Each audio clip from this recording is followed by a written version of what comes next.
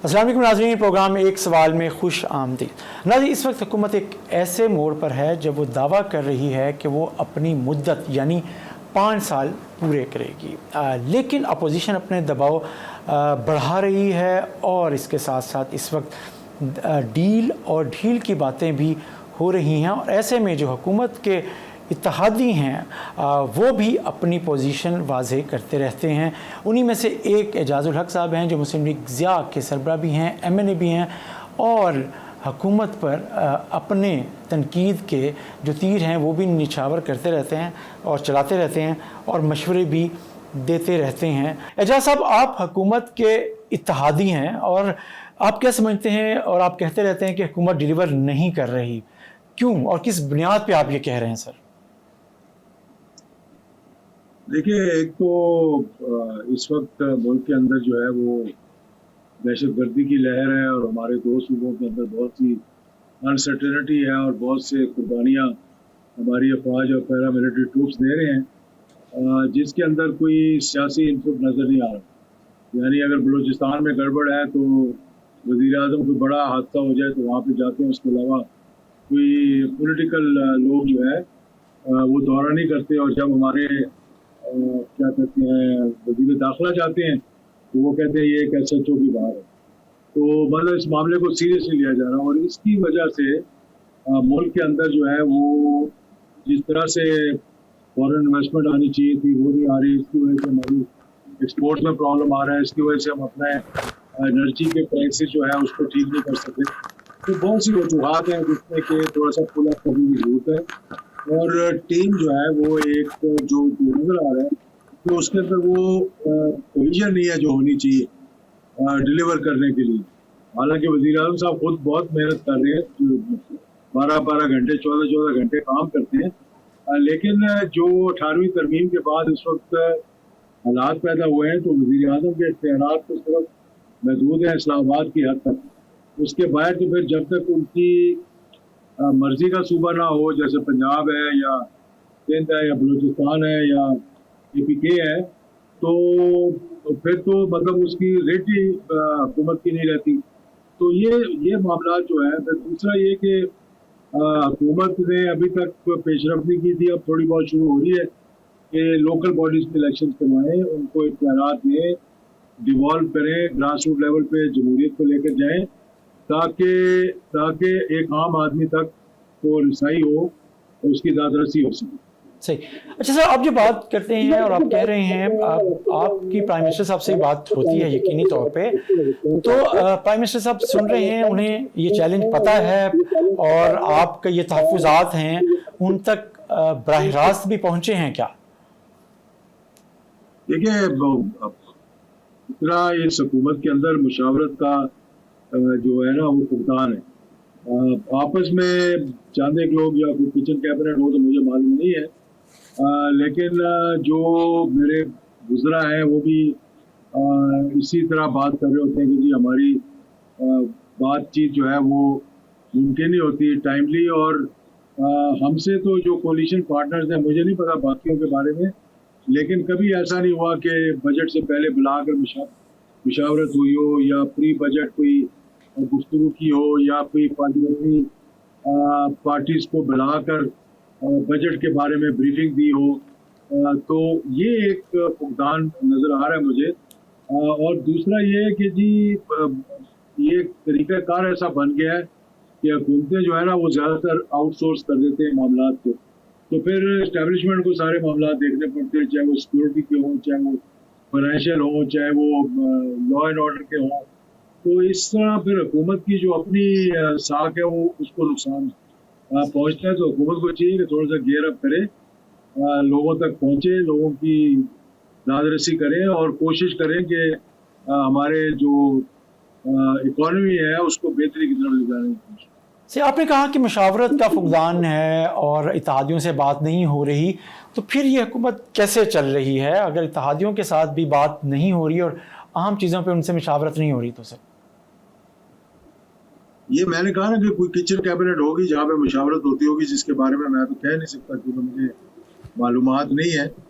और दूसरा जो मामलात है जहाँ हुकूमत को चाहिए कि पॉलिटिकल इनपुट दे, पॉलिटिकल इनपुट नजर नहीं आ रहा कि जहाँ पे फौज कार्रवाई कर रही हो वहाँ पर आप पॉलिटिकल हल निकालने की कोशिश करें, कोई डिप्लोमेटिक एफर्ट्स करें। अफगानिस्तान के साथ हमारे ताल्लुकात नहीं है, लेकिन मुझे कोई डिप्लोमेसी नज़र नहीं आ रही। कोई हमारे वज़ीर ख़ारजा या वज़ीर दाखिला उनसे बैठकर बातचीत नहीं कर रहे कि हालात को बेहतर करें। तो एक वैक्यूम क्रिएट हो गया जिसको हिंदुस्तान फिल करता है, फिर वो वहाँ की सरजमीन हमारे खिलाफ इस्तेमाल हो रही है। तो इन चीज़ों के लिए हुकूमत को चाहिए कि वो अपना रोल, अपनी इनपुट जो है वो बाकायदगी से दे, ताकि जो जिनको आउटसोर्स किया हुआ काम यानी इस्टेब्लिशमेंट को लॉ एंड ऑर्डर का, सिक्योरिटी का, ताकि उनको भी थोड़ा रिलीफ मिल सके। जी। अच्छा, आप बार बार वार्न कर रहे हैं हुकूमत को, आप उसके इत्तेहादी भी हैं और एक सिंसियर इत्तेहादी के तौर पे आप बार बार ये बता रहे हैं उनके बराह रास्त भी और मीडिया के ज़रिए भी। फिर ये जो वार्निंग है, ये मशवरा है जो आप दे रहे हैं, ये अगर मुसलसल इग्नोर हो रहा हो तो फिर आप का लाहे-अमल क्या है? देखिए, लाहे-अमल ये है कि फिर इंसान खामोश बैठ कर तमाशा देखता है। जब आपकी मतलब रसाई ना हो, आपकी मुशावरत ना हो, आपका इनपुट ना हो। जिस तरह 26वीं तरमीम थी तो उसके लिए पूरी कमेटी बनाई गई थी। उस कमेटी में बहुत सी बातचीत हुई, उसमें तमाम जमातों ने पार्टिसिपेट किया, तमाम ने अपना इनपुट दिया। आखिर में कईयों ने पार्टिसिपेट किया, कईयों ने पार्टिसिपेट नहीं किया। तो इसी तरह से जब आप अपने दादियों के साथ मुशावरत करेंगे तो कोई बेहतरी का रास्ता बता सकता है, कोई हो सकता है कि बिल्कुल ना कोई काम की बात कर सके, लेकिन फिर भी कम से कम एक माहौल ऐसा पैदा हो जाता है जहाँ पर आप कह सकते हैं कि जी हाँ, हमने ये बात कही थी और हुकूमत ने उस पर अमल दरामद की। अच्छा, आपने किचन कैबिनेट की भी बात की, आपको पता है उस किचन कैबिनेट में कौन कौन है सर? मुझे नहीं मालूम। मैंने कहा हो सकता है कि माजी के अंदर ऐसी हुकूमतें रही हैं जिनकी किचन कैबिनेट रही है जिसकी वजह से उनको नुकसान भी हुआ, लेकिन मुझे अभी मालूम नहीं कि है कि नहीं है, क्योंकि हमारा है ही नहीं, हमारा मतलब कि इंटरेक्शन ही इतना नहीं है कि हमें क्या पता लगे कि भाई क्या हो रहा है क्या नहीं। आपको लगता है कि जिस हुकूमत के साथ आप इत्तेहाद में हैं और ये शहबाज शरीफ साहब की हुकूमत अपनी मुद्दत पूरी कर लेगी? देखिए, जब तक तो शहबाज शरीफ साहब की वन पेज स्ट्रांगली कायम और दायम है तो हुकूमत चलती रहेगी। और मेरा नहीं ख्याल कि वन पेज के अंदर कोई दरार नजर आ रही है या हो सकती है, क्योंकि शहबाज शरीफ साहब बड़े समझदार हैं। माजी में जब ये वन पेज में मुमकिन दरार आई तो शहबाज शरीफ साहब थे जो ट्रबल शूटर थे नवाज शरीफ साहब के दौर में, और इनके एक साथी हुआ करते थे चौधरी निसार साहब, जो उमन भाग दौड़ करते रहते थे इन मामलात में। तो जब तक तो ये एक पेज पे चल रहे हैं और हुकूमत और एस्टेब्लिशमेंट एक साथ है और वो समझ रहे हैं कि ये मामला ठीक चल रहे हैं, और इसमें क्योंकि बहुत सी बातें अब सामने आ रही है ना, जैसे कि हुकूमत के अहम तरीन एक वजीर हैं जिसके बारे में हुकूमत के एक वजीर ने कहा कि ये तो इनका शुक्रिया कि ये वजीर दाखिला बन गया, अगर ये कुछ और चाहते शायद इनको भी मिल जाता। तो अगर वो खड़े होकर कोई इस किस्म की बात करें जैसे कि उन्होंने की, तो फिर सवाल तो लोगों के ज़हनों में उठ जाते हैं और अवाम के ज़हनों में भी उठ जाते हैं, और फिर इसी तरह मीडिया के ज़हनों में भी उठ जाते हैं कि भाई ये क्या वजह है, क्यों ये हो रहा है। अच्छा, आप क्योंकि एक सियासी चैलेंज है हुकूमत को, जो लगता है वो पीटीआई है और बानी पीटीआई हैं, आपने कहा है कि जी बानी पीटीआई से बहरहाल कोई डील या सियासी रास्ता निकालना पड़ेगा। आप समझते हैं कि इसका इम्कान है, और आपको पता है कि कुछ वाकई राब्ते हो रहे हैं पस पर्दा? देखिए, मैंने ये नहीं कहा कि निकालना पड़ेगा, मैंने कहा निकालना चाहिए, और उसके लिए दोनों तरफ से फ्लेक्सिबिलिटी होनी चाहिए। अगर आप खड़े होकर ललकारते रहेंगे और हाथ में तलवार लेकर अगलों का गला काटने की कोशिश करेंगे तो इस तरह बातचीत तो नहीं चलती। उसमें दोनों तरफ फ्लेक्सिबिलिटी होनी चाहिए। और जब ये कहते हैं जनाब, और आप जैसे दोस्त पूछते भी हैं कि जी सबसे पॉपुलर हुकूमत इस वक्त पार्टी कौन सी है, तो चले आप सब खुद कहते हैं जी कि पीटीआई सबसे पॉपुलर है, तो पॉपुलैरिटी को आपने क्या करना है जब उसको आप कन्वर्ट ना कर सकें। यानी आप सारा दिन फील्ड में भागते रहे और गोल कन्वर्ट ना कर सकें, और अगला जो है वो बगैर भागे आए और पेनल्टी मार के गोल कर जाए, तो फिर फायदा क्या हुआ। सही। अच्छा, आप समझते हैं कि हुकूमत और पीटीआई के दरमियान राब्ते हैं कौमी असम्बली के अंदर, जैसे चीफ विप पीटीआई के आमिर डोगर साहब मिले स्पीकर कौमी असम्बली को, आप लगते हैं या आपको लगता है कि नहीं अभी काफ़ी फासला तय करना है दोनों को? देखिए, फासले तो बहुत जल्दी तय हो सकते हैं अगर फ्लेक्सिबिलिटी हो, अगर बातचीत चले, अगर आप पार्लियामेंट को कम से कम ठीक से चलाते। ये तो पार्लियामेंट को भी ठीक से नहीं चला सके, यानी आप बैठे भी हुए हैं और कमेटियों से आपने इस्तीफे दिए हैं, तो आपने वन साइडेड छोड़ दिया ना सब कुछ, कि जो कानून साजी हुकूमत करना चाहे उसको कोई नहीं रोक सकता, कोई तनकीद नहीं कर सकता, क्योंकि आप कमेटियों के अंदर मौजूद ही नहीं है, लेकिन असेंबली में आप बैठे हुए हैं। तो ऐसे असेंबली में बैठने का आपका क्या फायदा जब आप पार्टिसिपेट ही नहीं कर रहे। तो ये जब अगर बैठे होते एक अच्छी ऑपोजिशन का किरदार जो है वो अदा कर रहे होते, तो मैं समझता हूँ कि अब तक बहुत सी अच्छी पेशरफ्त हो सकती है। सही। अच्छा इजाज़ साहब, आपने बात की कि सियासतदानों ने, हुकूमत ने बहुत से काम आउटसोर्स कर रखे हैं और सिक्योरिटी फोर्सेस को, इस पर बात करते हैं, लेकिन ब्रेक और ब्रेक के बाद वापस आते हैं। Welcome back. ब्रेक पे जाने से पहले एजाजुल हक साहब बात कर रहे थे कि हर हुकूमत जो माजी करीब में आई है या मौजूदा हुकूमत भी, उसने बहुत से मामलात एस्टैब्लिशमेंट को और सिक्योरिटी फोर्सेस को आउटसोर्स कर रखे हैं। उनकी ये बात क्यों हो रही है, उन्होंने ये बात क्यों की? ब्रेक पे जाने से पहले वो बात कर रहे थे। सर, ये आपने बात की एजाज साहब, तो आप समझते हैं कि सबसे ज़्यादा कौन सी सियासी जमात ने आउटसोर्स किया हुआ है, या आप समझते हैं हुकूमत ने काफ़ी आउटसोर्सिंग की हुई है बहुत से मामलात से? नहीं, सियासी जमातें तो नहीं कर सकती ना, हुकूमत ही कर सकती।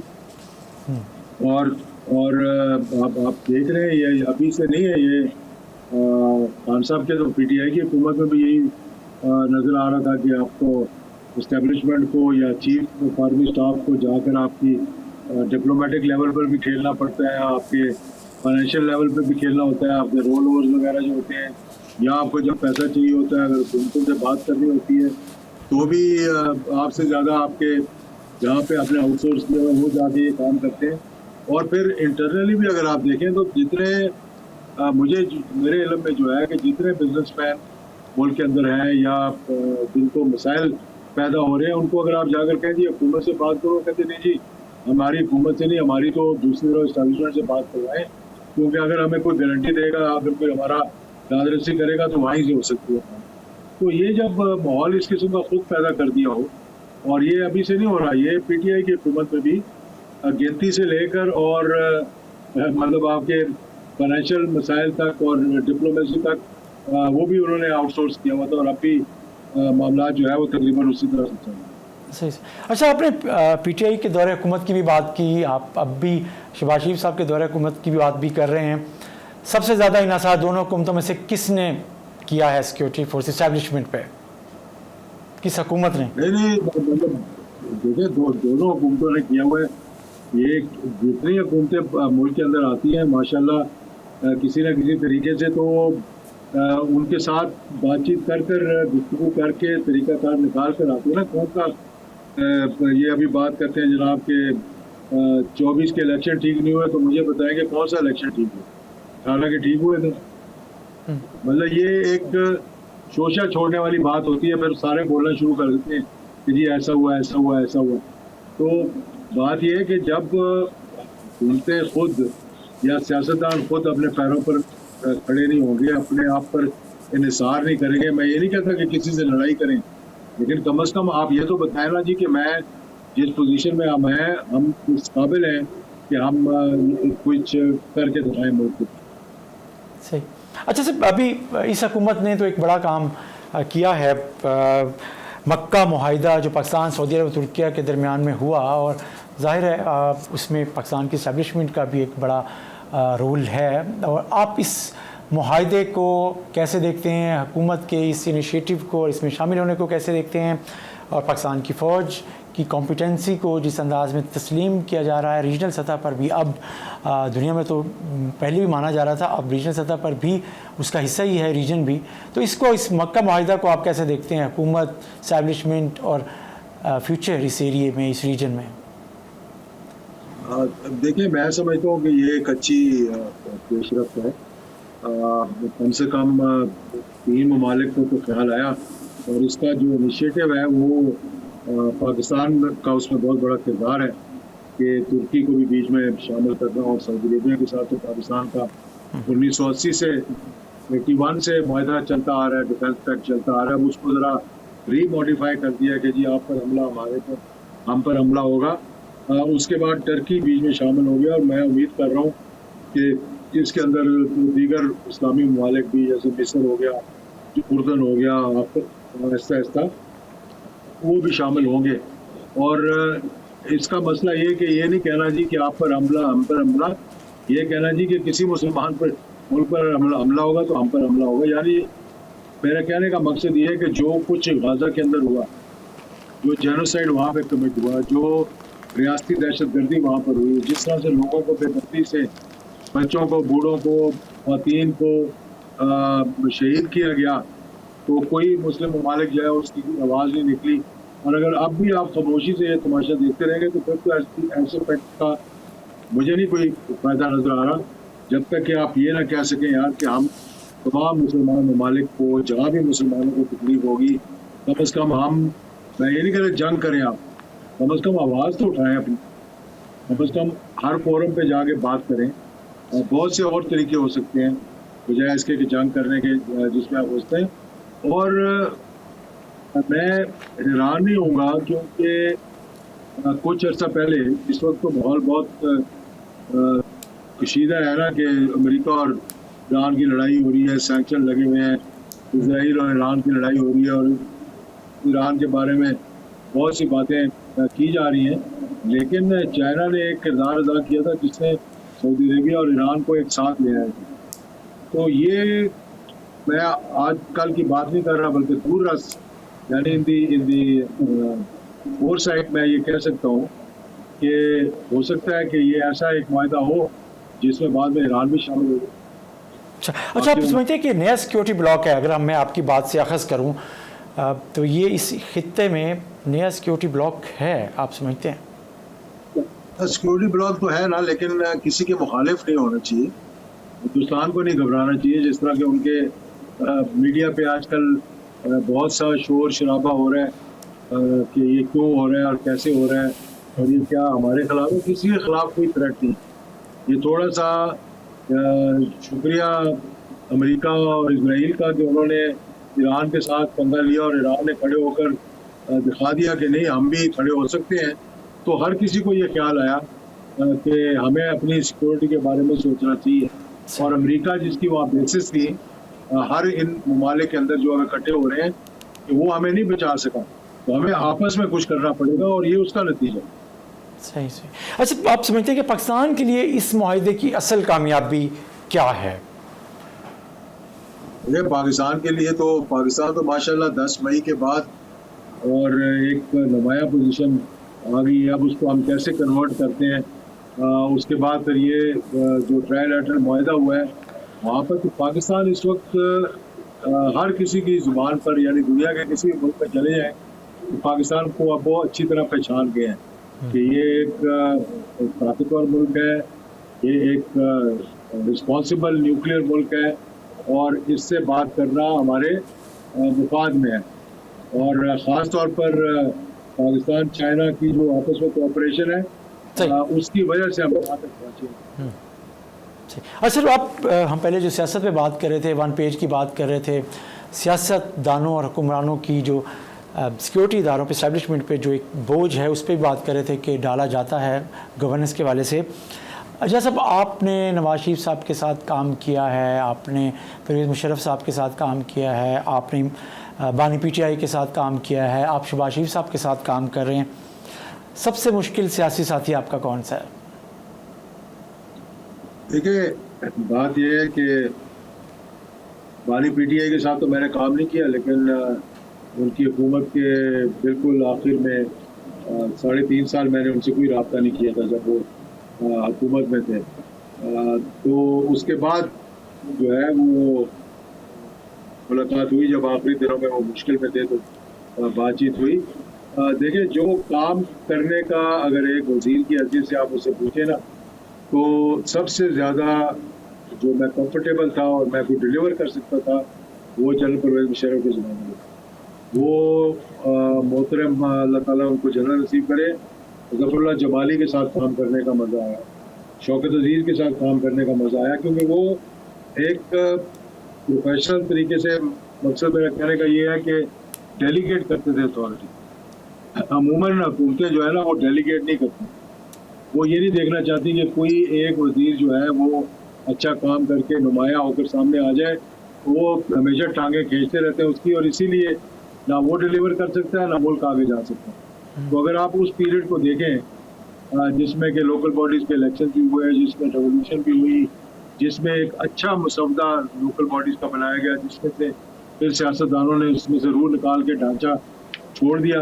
हमारे जो उस वक़्त के वज़ीर आला थे, उनको वो पसंद नहीं आया कि इतनी अख्तियारात मैं अपने कैसे किसी को दे दूँ। और फिर आप उस पीरियड में ग्रोथ देखें, पाकिस्तान की ग्रोथ देखें, पाकिस्तान की मुश्किलात देखें कि किस तरह की थी। तो उस वक़्त मैं 90 से 93 में भी मैं वज़ीर रहा हूँ, अपनी तरफ से पूरी कोशिश की और आज भी लोग याद करते हैं। फिर मैं मज़हबी अमूर का भी वज़ीर रहा हूँ, आज भी लोग सही। याद करते हैं। तो अब मैं इसलिए अब इस चीज़ का मुझे शौक नहीं रहा, क्योंकि उस वक़्त आपको काम करने का मज़ा आता है जब आप डिलीवर कर सकें और आपके ऊपर जो बैठा हुआ शख्स हो, चाहे वो सदर है या वज़ीर आज़म है, आप पर इत्मीनाद कर सके और आप उनको जवाब दे सकें। यहाँ पर जो हमारे ट्रेंड है वो ये कि ये जमातें जो हैं ये सियासी जमातें नहीं हैं, ये अब रियासतें बन चुकी हैं कह लें, या ये वो किंगडम बन चुके हैं, या ये मोहलिया बादशाह की तरह अपनी जमातों को चला रहे हैं कि इनके आगे बोलना एक बड़ा मुश्किल मरहला होता है इनके वज़रा के लिए, तो तभी मामला जो है वो खराबी की तरफ है। अच्छा, पाकिस्तान की एस्टैब्लिशमेंट के साथ हर बड़ा सियासतदान किसी न किसी मरले पे करीब रहा है, लेकिन बाद में वो शिकवा करता भी नज़र आता है। मसला एस्टैब्लिशमेंट के साथ है या सियासतदान खुद रास्ता मांगते हैं? देखिए, वो जिस थाली में बैठ कर आते हैं ना, जब उसमें छेद करते हैं तो काम खराब होता है। चीज़ें समझ सकते हैं कि कौन सा सियासतदान है जो उस तरह नहीं आया हुकूमत के अंदर, उस गमले की पनीरी नहीं था, और फिर अगर आप उसी गमले को तोड़ने की कोशिश करें, तो ये हमारे असल में जो हुक्मरान है ना, इनको कोई कॉम्प्लेक्स होता है। तो ये जब आते हैं तो इस्टेब्लिशमेंट की गोद में बैठ कर आते हैं, फिर जब वहाँ कुर्सी में बैठ जाते हैं, ये समझते हैं कि हमारी कुर्सी बड़ी मजबूत है, हम उसी जो लाने वाला है उसको किसी तरह नीचे दिखाएं तो तब हमें पता लगेगा कि हमारी कुर्सी मजबूत है। और फिर जिन्होंने कुर्सी पे हाथ मार के कहा कि मेरी कुर्सी बड़ी मजबूत है, तो फिर उन्होंने देख ही लिया कि वो कुर्सी कितनी मजबूत है। अच्छा शाह साहब, आप देख रहे होंगे कि इस वक्त नए सूबों की बहस शुरू हुई है। इंतज़ामी यूनिट्स के हवाले से आपकी जमात का और आपका राय क्या है, आपका मौक़िफ़ क्या है कि किस तरह के निज़ाम होना चाहिए? आपने अभी परवेज़ मुशर्रफ साहब का भी निज़ाम का हवाला दिया, और उसके बाद अब इस बहस को कैसे देख रहे हैं? देखिए, बहस बहुत अच्छी है।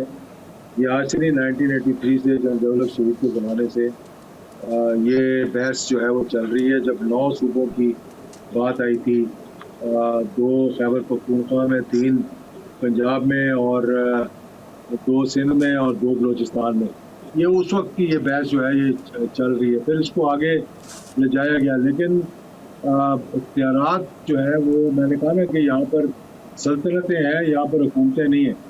तो उन सल्तनतों को ये पसंद नहीं आता कि हमारी सल्तनत के अंदर कोई दरार पड़ जाए। वो ये नहीं देखते कि जमहूरियत में अवाम की बेहतरी किस तरह लानी है। तो मौजूदा सूरत हाल में नए सूबे बनाने का मतलब ये है कि अगर वो इंतज़ामी बेसिस पे बनाने की भी कोशिश करेंगे, क्योंकि हमारी जमात समिति होनी चाहिए, लसानी बेसिस पे नहीं होने चाहिए, लेकिन लसानियत की हवा चल पड़ेगी, यानी सिंधी माजू से लड़ेगा, बलोची पठान से लड़ेगा, हजारे वाले जो है वो KPK वाले जो है वो से लड़ना शुरू कर देंगे, और इसी तरह जो है पंजाबी सराइकी से लड़ना शुरू कर देगा। तो मेरी ये तजवीज़ मैंने दी थी कि इससे पहले कि हम उस स्टेज पर आए, मैं उसकी बात अभी आपसे करता हूँ। हमें चाहिए कि बलदियाती निज़ाम को हम बेहतर करें, बेहतर इन द सेंस कि मैंने कहा वो मसवदा मुशर्रफ साहब को उठाएं, अगर उसमें समझे कोई ओरिजिनल कि कोई कमजोरी है तो उसको दूर करें और उसको इम्प्लीमेंट करें। सही। पहली बात। दूसरा, जो इस मुल्क को जो नासूर जो दीमक चाट रही है वो है करप्शन। सर अच्छा, एजाज साहब यहाँ लेते हैं एक छोटा सा ब्रेक। आपने बात की कि बल्दियाती निज़ाम को पहले बेहतर किया जाए या उसे इम्प्लीमेंट किया जाए और फिर नए इंतज़ामी सूबों की तरफ या सूबों के जो प्रपोजल है उसकी तरफ देखा जाए। यहाँ लेते हैं ब्रेक के बाद यहीं से बात दोबारा शुरू करेंगे। ब्रेक नाज़रीन, वेलकम बैक। ब्रेक पे जाने से पहले बात हो रही थी कि मुस्लिम लीग ज़िया और एजाजुल हक साहब क्या समझते हैं कि नए बल्दियाती निज़ाम पाकिस्तान के मसाइल का हल है या नए सूबों की तश्कील? पहले क्या चीज़ हो? उनका मशवरा ये है, उनकी राय ये थी कि बल्दियाती निज़ाम को पहले लाया जाए और करप्शन को ख़त्म किया जाए। एजाज साहब, आप बात कर रहे थे कि जी आप समझते हैं कि बल्दियाती इदारों को पहले एम्पावर किया जाए, क्या कह रहे थे आप? बिल्कुल, मैं यही कह रहा था। मैंने कहा ये सबसे बड़ा जमहूरी हुकूमतें जो है ना बड़ी रिलक्टेंट होती हैं कि उसे डिवॉल्व करना पड़ता है ग्रास रूट लेवल पर, और वो हमारे वज़ीर आला जो है वो नहीं चाहते कि इस तरह हो, बल्कि जो हुक्मरान है वो नहीं चाहते कि राया का फ़ायदा हो। वो कहते हैं कि हमारा इख्तियारात जो है वो मज़ीद बढ़ने चाहिए, अवाम की जो होगा वो देखी जाएगी। दूसरा जो सबसे बड़ा मसला इस मुल्क का है कि बतदरीज करप्शन बढ़ती जा रही है, और अब ये एक ऐसा मसला हो गया है, करप्शन इस तरह बन गई है कि हर शख्स को पता है कि अगर मैंने 1 लाख रुपए का काम करना है तो मुझे 30,000 रुपये ऊपर लगाने पड़ेंगे। तो 1 लाख के काम को 1,30,000 का समझ कर करता है वो, कि 30,000 मैंने पहले रिश्वत देनी है फिर मेरा काम होगा। कहीं पर भी इस वक्त मामला जो है वो इंसाफ की बुनियादों पर, मेरिट की बुनियादों पर नहीं होगा। और अगर इसको सही ना किया गया, और हर किसी को पता है, हुकूमतों को, एजेंसियों को, अदारों को, कि कहाँ पर कितनी करप्शन हो रही है, लेकिन सब ने कबूतर की तरह आंखें बंद की। और ये बिल्ली जब गर्दन बोझ के ले जाएगी फिर इनको होश आएगी कि हमने इन मामलों को कैसे ठीक करना है। यानी आप डेवलपमेंट को देख लें, आप उसी मसले को देख लें कि जब तक उसके अंदर 40%, 30% और कई सूबों में 100% नहीं खाया जाएगा, आगे काम नहीं चल सकता। और पैसा जो है वो लूट कर मुल्क से बाहर ले जाना, और हर किसी का, मैं ये नहीं कह रहा, ड्यूल नेशनलिटीज रखना, और मतलब ये हमारा एक तरीका कार बन चुका है। तो इस मसले को सही करें। और फिर अब आ जाते हैं करप्शन से आगे जो है सूबों की बात है।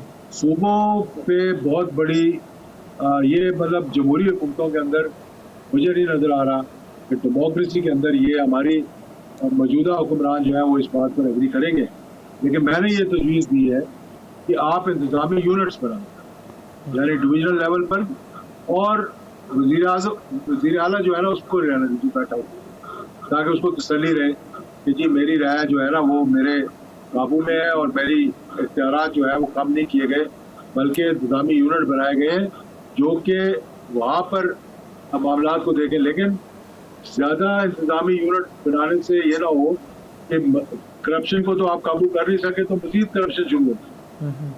तो ये सारी चीज़ें जो है ना, इस पर एक बड़ी स्टडी और बहस करने की ज़रूरत है। इस किस्म की बहस नहीं कि आप आकर एक तकरीर करके चले जाएं और फिर प्रोग्राम शुरू हो जाए और आप सबको बैठाकर बातचीत शुरू कर दें, कि बड़े बड़े फोरम बना लें, उन पे बच्चों को बैठा के, तो सियासतदानों को बैठा के बहस शुरू करते हैं। ये थिंक टैंक बनाकर उसके अंदर ये चीज़ें सोच समझकर सारों से मुशावरत करके फिर इसको इम्प्लीमेंट। आपने इसका मतलब ये है कि इंतज़ामी यूनिट के हक़ में हैं, आप कह रहे हैं कि डिवीजन की बुनियादों पर होना चाहिए, करप्शन बढ़ने की बजाय आप उसे रोकने की कोशिश करें, ख़त्म करने की कोशिश करें और एम्पावर करें बल्दियाती इदारों के ज़रिए सारे निज़ाम को। आपको लगता है कि हुकूमत, आपने थिंक टैंक का कहा है कि सूबों के हवाले से या कमीशन की बात आप कर रहे होंगे, आपको लगता है कि मौजूदा हुकूमत अपने इस दौर में इस पर संजीदगी से सोच सकती है और 28वीं तरमीम या 29वीं तरमीम में इस पर कुछ चीज़ें डेवलपमेंट हो सकती है या नहीं, आपको क्या लगता है? मैं तो आपको बताया ना कि अगर आप वो इख्तियारात डिवॉल्व नहीं करेंगे तो फिर ये नहीं मानेंगे। अगर इख्तियारात इनके पास रहेंगे तो हो सकता है इंतजामी यूनिट्स पे मान जाएंगे। मतलब सिंध की हुकूमत को वो उनके पास रहने जी। दें और वहाँ पे इंतजामी यूनिट बनाकर इख्तियारात इन्हीं के हों, इन्हीं के पास हों। बल्कि मैं तो कह रहा हूँ अगर इतना खौफजदा है तो नॉन पार्टी बेसिस पे करा दें इलेक्शन, और जो नाज़िम हो या बलदियाती इदारों के लोग इलेक्ट होकर आए उन पर पाबंदी लगा दें कि जी अगर आपने किसी पार्टी को ज्वाइन किया तो आपकी रुकनीत ख़त्म हो जाए, ताकि इनको भी तसल्ली रहे और काम भी जो है वो चले। जी। अच्छा एजाज साहब, आपने कहा कि नॉन पार्टी बेसिस पे इलेक्शन करवा दें अगले, और इसी पे आप समझते हैं कि आपके फदर के दौर में भी ज़ियाउल हक साहब के दौर में अभी 1985 के इंतखाबात हुए थे, उस दौर में बल्दियाती इदारे भी सामने आए थे और चीज़ें थीं, उसने डिलीवर किया था। आपको लगता है कि जनरल ज़िया साहब के दौर में ये बल्दियाती निज़ाम था, वो उसको कैसे कंपैरिजन करते हैं आज के दौर में सियासी निज़ाम को, गैर जमाती बुनियादों पे जो इलेक्शन है उसके तजर्बे को?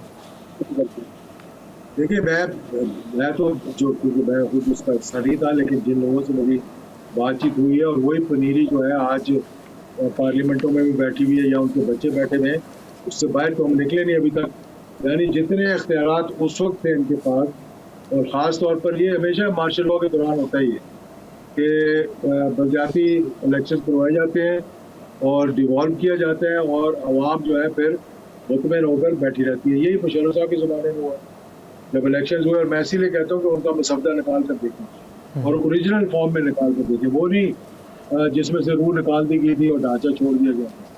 तो वो बेहतरीन बलदियाती निज़ाम था उन दो अदवार में।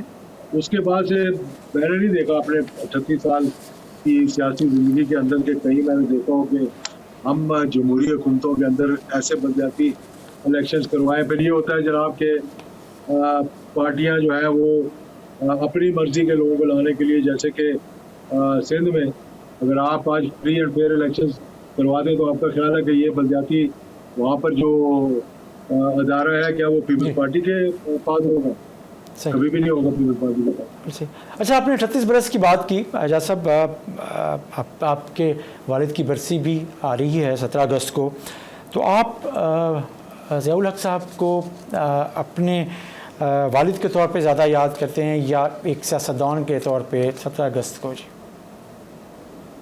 देखिए, हुक्मरान के तौर पे जो है वो एक हुक्मरान के तौर पे याद करेगा, लेकिन मैं समझता हूँ कि जो उनके 11 साल दौर था जिसमें कि बलूचिस्तान में जो मुहाजराई हो रही थी या जो इंसर्जेंसी थी उस वक़्त, उसको ख़त्म करवाया गया। सोवियत यूनियन को जहाद अफगानिस्तान के ज़रिए ख़त्म करवाया गया और 6 इस्लामी रियासतें जो है वो इस दुनिया के नक्शे पर आई, बल्कि पूरा जो ईस्टर्न यूरोप था वो सोवियत यूनियन के चुंगल से निकल कर आज़ादी का सांस ले रहा है आज के स्लोवेकिया, पोलैंड और दीगर ममालिक। और सबसे बड़ी बात जो कि आज लोगों को मालूम है लेकिन इतराफ़ करने से गुरेज करते हैं कि इस अफगान जहाज में उन 15 लाख अफगान मुजाहिदीन के खून की वजह से आज ज़ियाउल हक शहीद इस काबिल कर गए इस मुल्क को कि ये नाकाबिल तस्कीर हो गया और इसकी तरफ कोई मैली आँख करके नहीं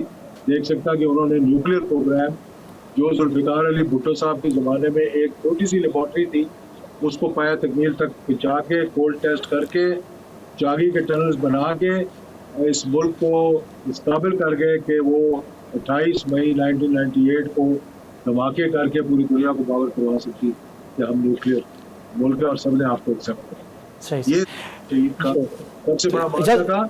इस्लाम में जो उनकी खिदमत है, आइन में जो उन्होंने आर्टिकल 2A को प्रीएम्बल से निकाल के आइन के अंदर डाला गया कि हाकमियत सिर्फ अल्लाह ताला की है और कोई कानून इस मुल्क के अंदर कुरान और सुन्नत को मुनाफिर नहीं बन सकता, और बहुत सी और चीज़ें हैं आइन के अंदर जो उन्होंने डाली। और आज अल्हम्दुलिल्लाह आर्टिकल 62-63 अगर उस पर अमल दरामद हो जाए आधे मसाइल इस मुल्क के हल हो जाए। सही से एक आखिरी सवाल अगरचे हो सकता है मैं चाहूँगा कि ज़रूर दीजिएगा कि आप अपनी सियासी ज़िंदगी में आपने अपने वालिद की सियासी मिरास को अभी बताया भी है, उनके बहुत जो कैरियर पे बहुत सी चीज़ें हैं उसको भी आपने डिफेंड भी किया है, उसको एक्सप्लेन भी किया है, लेकिन आप बतौर सियासतदान 38 साल बाद आप क्या समझते हैं कि आप कभी कोई एक ऐसी चीज़ भी कह सकते हैं कि मेरे वालिद को ये काम नहीं करना चाहिए था? ना, मेरे तो ज़हन में ऐसी कोई चीज़ नहीं है जो मैं बोलूँ उनको ये काम नहीं करना चाहिए था। मैं समझता हूँ कि जो भी काम उन्होंने किए और ख़ास तौर पर हिंदुस्तान को जो 11 साल तक एक कॉर्नर में लगा के रखा और महंगाई, बेरोज़गारी, यानी अगर 4 आने किलो कोई चीज़ थी तो 11 साल के बाद भी वो 4 आने किलो, तो वो पूरा दौर जो था। और फिर सबसे बड़ी बात ये थी कि एक जद गुजार दौरान जब होगा ना तो उस 11 सालों में कोई सैलाब नहीं आया, कोई जल्जला नहीं आया, कोई आफत नहीं आई पाकिस्तान में। और 1976 में उनके आने से पहले बहुत बड़ा सैलाब आया और 1988 में उनके जाने के बाद बहुत बड़ा सैलाब, अगर आप इसको तारीख को देखें। तो ये कहना जी कि कोई ऐसी चीज़ जो कि मैं कह सकूँ कि उनको नहीं करनी चाहिए थी, तो मुझे ऐसी चीज़ कोई नजर नहीं। लास्ट क्वेश्चन कि मुस्लिम लीग जो ज़िया है उसकी एक्सपेंशन, उसको आगे बड़ी पार्टी के तौर पे इलेक्टोरल हवाले से आप कैसे देखते हैं, और मुख्तसर सा जवाब कि उसमें आपकी नाकामी क्या है? आप समझते हैं कि आप तो असम्बली में आते हैं लेकिन एक ज़्यादा लोग नहीं पहुंच पाते, वजह क्या? नाकामी की बात नहीं है। हमने जो मिराज 1988 में हमें मिली थी, अगर उस वक्त हम खड़े होकर जमात का ऐलान कर देते तो फिर जो PMLN है आज वो PMLG उसकी जगह होती। तो ये तो हमने अपनी मिरास उनकी गोद में रखी जो कि उसको संभाल नहीं सके, ये अलग बात है। लेकिन हमने अपनी जमात 2002 में बनाई थी और अल्हम्दुलिल्लाह पार्लियामेंट के अंदर भी है, पार्लियामेंट के अंदर रहे भी है, और इंशाल्लाह अगली इलेक्शन में इंशाल्लाह हम तकरीबन कोशिश करेंगे कि हर सीट पर अपना नुमाइंदा करें। बहुत शुक्रिया एजाज़ुल हक साहब, आपने हमें बहुत सा वक्त दिया और खुलकर बातें की हैं, और उन्होंने बताया कि मुस्लिम लीग ज़िया हुकूमत के साथ ज़रूर है लेकिन हुकूमत की कारकर्दगी पर भी उसने नज़र रखी हुई है, और वो चाह रहे हैं कि हुकूमत उन चीज़ों को गौर करे जिसकी वजह से ये हुकूमत मशावरत के बग़ैर चल रही है, इत्तेहादियों से कोई नज़रअंदाज किया जा रहा है, और लेकिन लग ये रहा है कि हुकूमत अपने 5 साल पूरी कर भी लेगी अगर एक पेज पे रही तो। इसके साथ ही नाज़रीन, अपने मेज़बान जमशेद ज़वानी को इजाज़त दीजिए। अल्लाह हाफ़िज़।